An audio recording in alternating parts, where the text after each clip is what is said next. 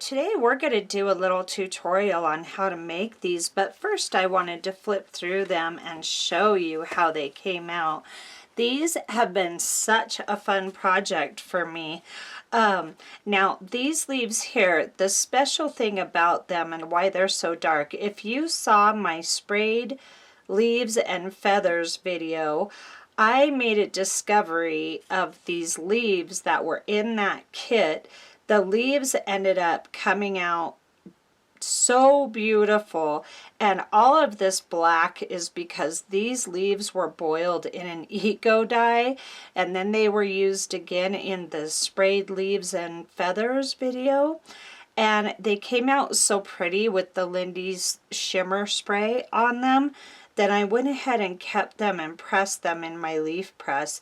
So that's why these look so unique. If you want to go back and check out that sprayed leaves and feathers video, you'll see exactly how they came to be. And then some of these are my autumn leaves that I have collected and put in my press. I think this came out so fun.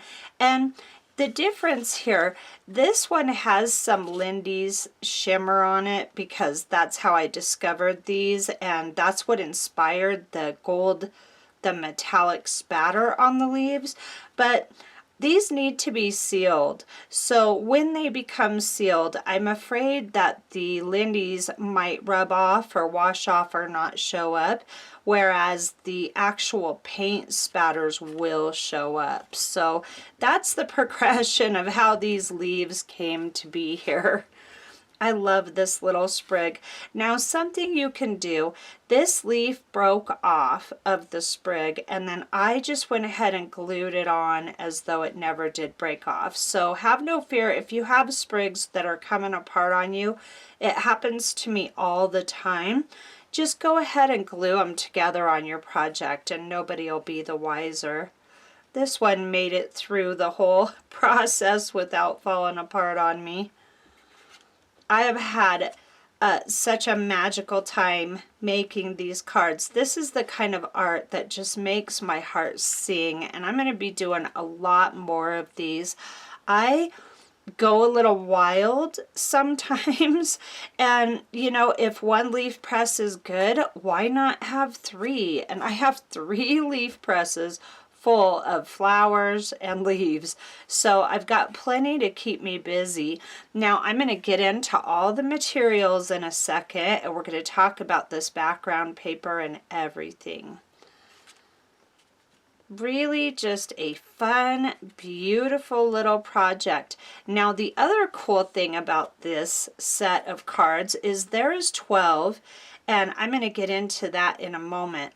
But what I've done with these is I have scanned all of the raw cut paper, and I believe these are 4 by 6. Let me grab my ruler and check. I always think I have everything and then I'm missing as usual. Okay, 6. Yep, 4 by 6. So, and these are going to be on 5 by 7 cards. Here's another one of those leaves that was in an eco dye, and aren't they just lovely? This one too, this you can just tell because they've got all the black markings on them and they look so rough and rugged and grungy and beautiful. And then here's just some plain autumn, well, they're definitely not plain by any means, but these are uncooked, unboiled autumn leaves here. So 4 by 6, and what I've done with this kit as well is before I did any of the spattering or stamping or attach the leaves, I scanned all these once I cut them, and I have made a paper kit out of these, and I have included the raw backgrounds. So if you want to print up these backgrounds and make them completely your own, of course they have all the gears and stuff like that in them, but you can use your choice of stamps, you can use leaves, you can use other images, whatever you wish to make them your own. I went ahead and did that, and then I went ahead and added these, and these are not sealed yet. I'm going to go over the top of these with Mod Podge matte just to seal the leaves in. I've done that in a lot of previous projects with leaves and pressed flowers, and they have lasted forever. They have held up and been completely durable, and you want to seal these because this color will go away if you don't. And the great thing about sealing them is this color will last for years. So in the kit is the raw background papers, and then these images, all of these that I just flipped through and showed you. So let's get into materials real quick. Let's say you want to make your own, but you want to make it completely from scratch out of your own art. You just want to take some background art. These, now I've got to confess, let me back up. These images here, they are in my Gears and Leaves, and I have 3 or 4 kits of Gears and Leaves, and I will link kit 1 to the bottom in the description box of this video. But forgive me, because these were some of my very first eco dies. They were before I got organized. I have these in my store, but I am not sure which kits these go to, and we're like 4 days before Christmas, so I do not have time to rifle through them. But what I will do is invite you to click on the link for this kit, and then once you're in my shop, you can peruse these kits if you're interested in getting these. Let's say that you want to do your own artwork off of your jelly prints or whatever background art that you have created. By all means, go ahead and take your basic background art. I keep saying basic, nothing's basic. Take your background art for your start, and then I use these cards and envelopes. Where are they? Here they are. From Hobby Lobby, and I bought, like I said in a previous video recently, I bought a lot of these a long time ago to make cards, and then I got sidetracked and I forgot all about it and I never did it, and now I'm back into it and I'm going to be making a ton of card kits. And the reason I made 12 of these, of course, is because you get 12 cards and 12 envelopes per pack with this particular size. This size is 5 by 7 on the card and 5 1/4 by 7 1/4 on the envelopes, and then of course 4 by 6 on the cards themselves. So you want to get your cards and envelopes, and then just start off by taking your paper trimmer and cutting your papers the size that you're going to need them. Then, so we've got, I'm just going to do materials real quick. I think I'll use my tape runner to attach the cards to the, attach the art to the card itself. You can do this, or you can do your Mod Podge if that's what you're using. So either way, I think is fine. I've used both. I haven't had any problems whatsoever with either over the years, and my leaf art has held up beautifully. I also have a collage leaf bookmark video, and I will link that as well, and you can see they just hold up. Now the bookmarks I cover with clear contact paper, but these will be covered with the Mod Podge matte. So then you're going to need some kind of little, I like to put my Mod Podge in here, and then I've got my glue brushes here, so you're going to need all that good stuff. And then I chose to use my Tim Holtz Vintage Photo Distress ink for the edges. I love how this color matched up perfectly with my my eco dies. And also another thing, guys, oh my goodness, you would be so proud of me if you saw my mandala art card video recently. I cut up an original for those cards, and these are all originals that I have used on these cards. This is my original work, and those of you that watch me know that I really struggle to cut up originals, but I'm getting better and better all the time because this art, I want it to be seen, and I want it to be used, and I want it to be enjoyed. So that's what's happening here. Now the prints will make just as beautiful of cards with even less work. So you have a couple different options. Now I use the vintage photo. So now let's get into the spatter. This is this little plate. I use my palette plates over and over, and I will use anything within reach for a palette. I'm kind of bad like that. But I went ahead and spattered these with two different metallic colors. I used the golden iridescent bronze, and I used the folk art metallic Inca gold. I wanted a little bit of real pizzazz with this metallic Inca, and that's the top coat of this. That's the one I used last. Now, word to the wise about this golden iridescent bronze. If you can see here, there are some little green spatters on this card. Now what happens is when you thin this out, you spray it with water to thin it out to make a nice thin spatter paint.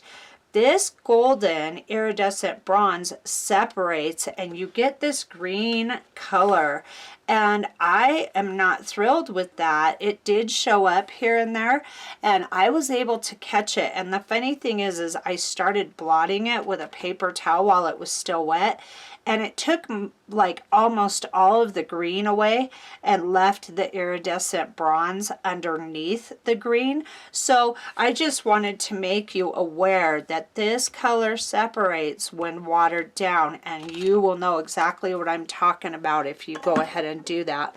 Now the other thing I've done is I've just used my scripting stamp, and I think it made for a very romantic vintage postcard love letter style of artwork. And so the scripting, you can never go wrong with a script stamp, and if you don't have one, I invite you to get one. I got this one, as I've said many times, at Hobby Lobby. I got both of these at Hobby Lobby. This was on a wood block. I tore it off because I like to be able to bend my stamps. This is a hot pad that I got in the spring shop at Hobby Lobby. So those of you who have heard me say this before, I apologize for the repetition. And then I just used only the vintage photos on these. I wanted a real kind of monochromatic vibe to give the leaves a really nice backdrop to pop up off of. Whew. And the black that showed up in a lot of these pages, these black leaves, scrub oak always boils. When I boil my eco dyes with scrub oak, they always come out black, and I think that's just such a nice added bonus to these. So anyway, I went ahead and used the vintage photo, and of course you can use whatever color you want. I think that's it for the materials. You are going to want your paper trimmer. You're going to need it for sure to do your paper trimming. So let's go ahead and make one of these, and I'll show you my process. Look at me going and forgetting one of the most important ingredients. You are going to need leaves or pressed flowers for this project. This is where you get into the realm of personal taste, of course. So these are some of the leaves that I had in my press. And the thing about this, when you take your stuff out of your press, like this here, this lovely little aspen, I am going to make another kit. I'm going to keep making leaf art until you can do one of two things. Either you need to make more art with all of your leaves, or you need to put it back in the press once all the spatter paint is good and dry, because if you leave these out to the air, they will, I think, over time lose their beautiful colors. So I left this out because I wanted to show you.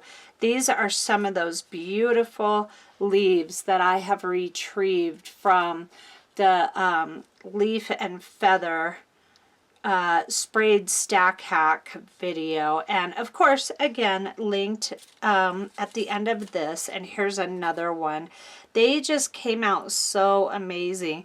Now I'm not sure this metallic is going to survive the Mod Podge process, but we shall find out. So of course you're going to need your leaves and your pressed flowers, and then spatter, spatter away. So that is that. Isn't that just fun and beautiful? I love this kind of artwork. Oh, it just really makes me happy, this kind of artwork. So I've got a bigger flat box here, and this is, I like to use this for spattering both the paper and the leaves. It just contains the mess for the most part and makes it very easy. Okay, so I've got my paint here and I'm just pouring a little bit of water. Whoa, that's enough for both. You want your spatter quite watered down, otherwise it won't come off the brush. You just want to mix it really well, and you'll probably see this separate and show that green that I was talking about here. So since I've got this mixed up first, I'll go ahead and just do it. You just want to put kind of a generous amount. See, it's already starting to separate. You can see that green flowing through there. So each time you go back to get more paint, you just want to really mix it up good. And it can separate on the paper too, I've found. So just come in with a paper towel and blot it as you begin to see the green. I like a lot of spatter. Not everyone does, so of course, you know, do as much as you wish.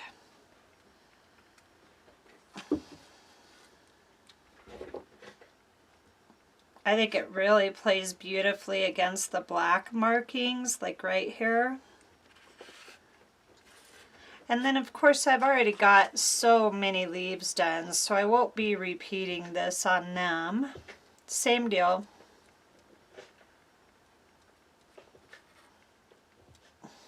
Okay, and then you want to just let these dry. See how this is pooling with the green? Let me pull you in. You can really see it start to happen right there. And luckily the green is kind of a patinaed color, so that makes it a little bit better, but I would prefer to have it be bronze. See, it's really separating. Now that I've got this so watered down with the bronze, I'm just going to go ahead and mix the bronze and the gold together this time. It's dulling my gold a little bit, but it's okay. Still quite beautiful spatter. I'm just going to come in with my paper towel. This one has some distress oxides on it. I reuse stuff as much as I can, but you don't want to activate the oxides. So you'll want to watch for that. Now see, look at that. Let me pull you in. Watch when I dab this green here what happens.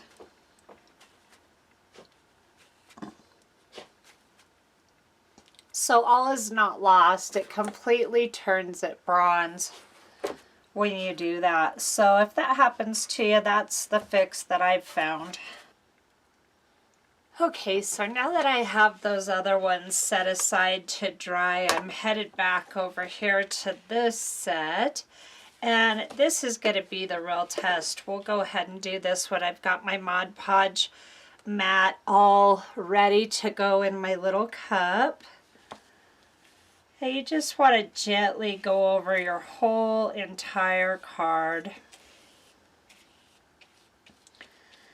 Now on the other ones that I have done where I have sealed everything with the Mod Podge mat, it took a few coats. So you can do them pretty quickly. Of course you want to let them dry in between. And you want to be pretty generous. And this is so messy and kind of just fiddly. It takes some maneuvering to do this step. And it's okay, your paper will bow, but as it dries it'll flatten back out again. So there's our first coat. It doesn't have to be anything fancy. This gives it a nice waxy finish. Plus it protects your leaves forever. Now, I'm really interested in this one in particular to see if those shimmers survived, and I don't have my hopes very high because they are so water activated. That's why it's great to come in with the acrylic metallics and give your media a spatter, because that will survive this part of the process. Let's just go ahead and do another one. Now, sometimes your stems can be a little bit thick, and I like to have the stem attached to the work, so they can be a little tricky to deal with, but you can always take yours off if you don't like it. Like this one just snapped when I tried to glue it, so it happens, no biggie. Just a nice thick coat.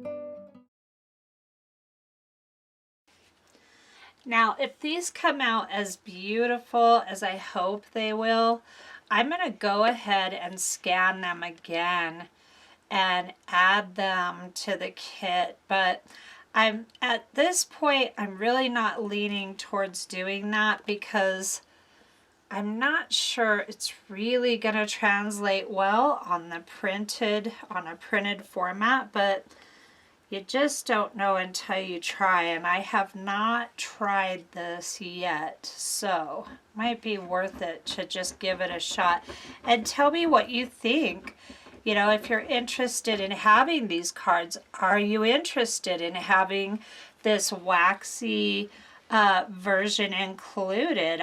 The more I sit here and talk about it and think about it, the more I'm thinking it might be wise to go ahead and do that. Now see how this one here has that little pocket, that little air pocket? You just gently want to get your bristles in underneath there.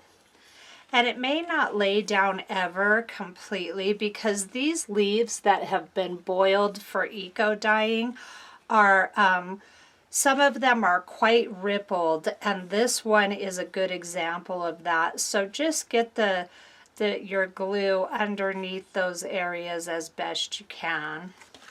The extra layers will help that too. Okay, I'm going to let these dry and be right back. So here these are drying, and I used a really bristly spread with the bristles spread apart chip brush to do these, and that's great, but you will get a little bit of the texture of the brush strokes in your finished piece, which is actually quite a lovely look.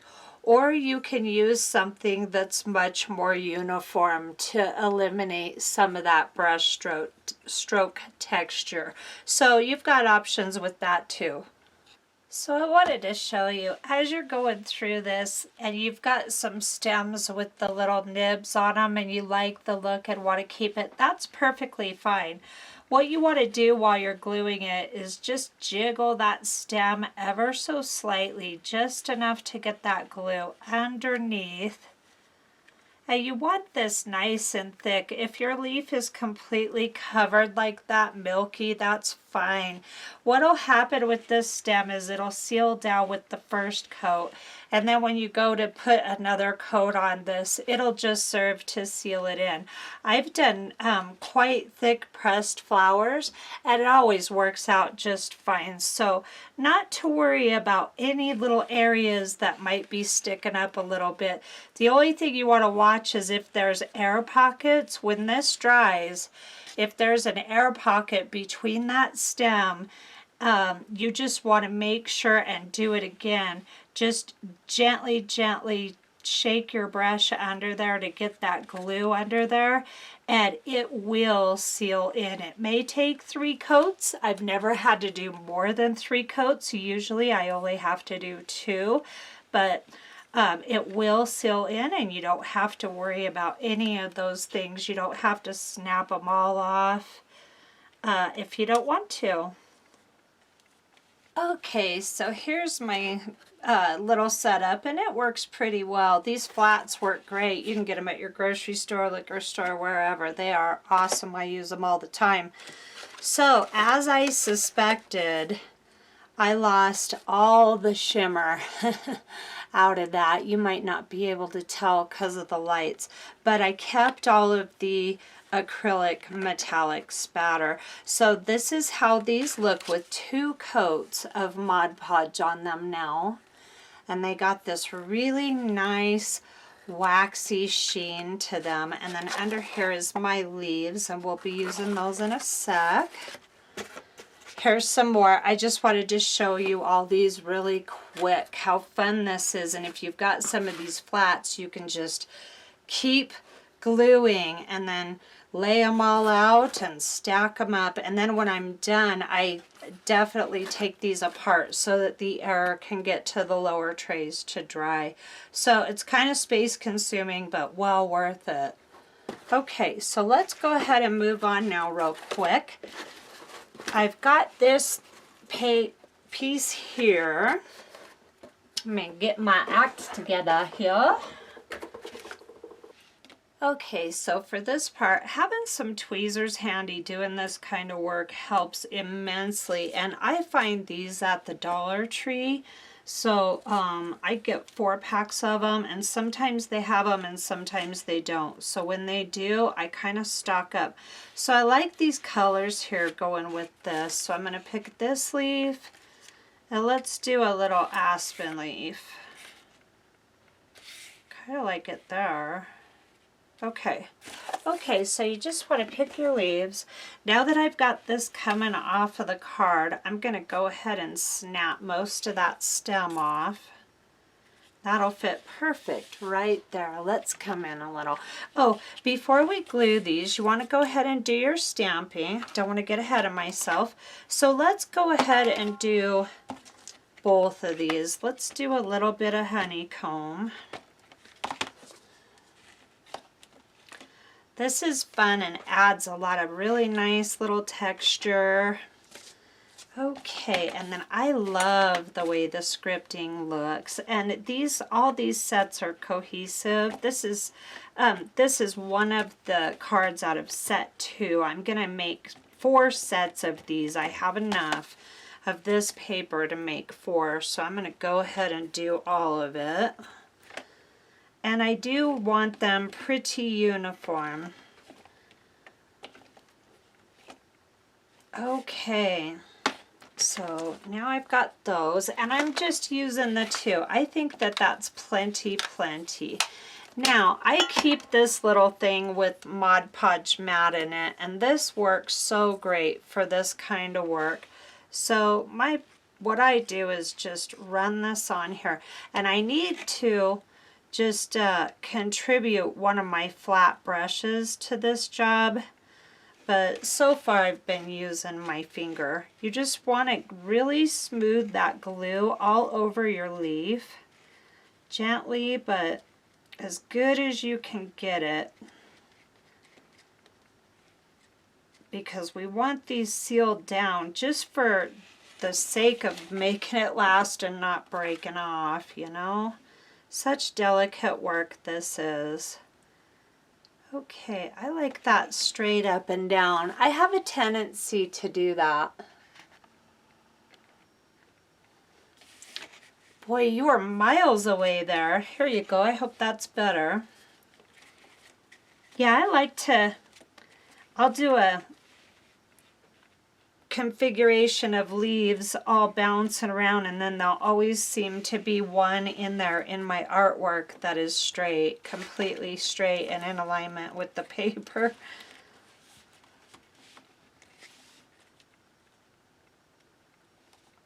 Okay.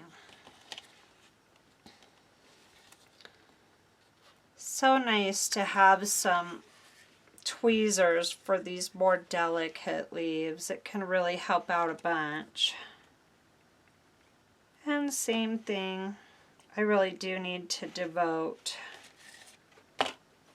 a brush to this. It's better to do it on a paper towel, just that way you can get messy and not have to worry. You can hit your stem too. Sometimes I forget. Like on the last one. Okay.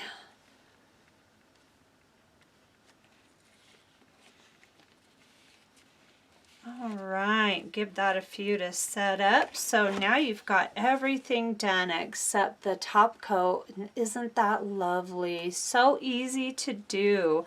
So let's go ahead and move on. One more thing you'll want to do, and you'll want to do it before you put your leaves on, and whoops-a-daisy, I forgot, is if you're going to ink your edges, it's far easier to do it, as long as, you know, the artwork you're putting on your card doesn't interfere with the edge, because then you'd have to do it after anyway, of course. But this is, you can really get a hold of this a lot easier without leaves already on it. And I like to ink my edges. I think it gives it such a beautiful finished look. It's the tiniest detail, but it's one of those details that makes an immense difference.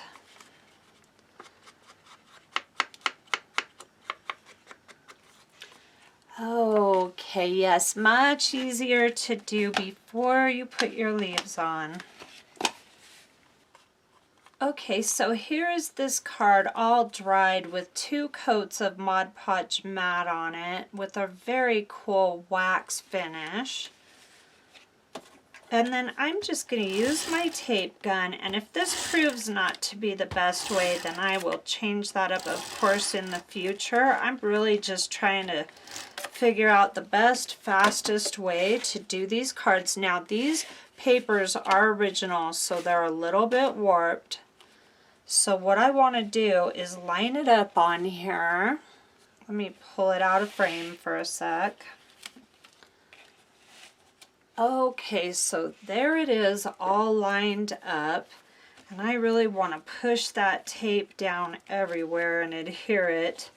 This paper on this original art is Canson mixed media, so it's a thicker paper. Watercolor paper works really great for all this kind of stuff too. You want a little bit thicker of a paper for your base, for all the media. I think it adds gravity and just looks nice and more solid.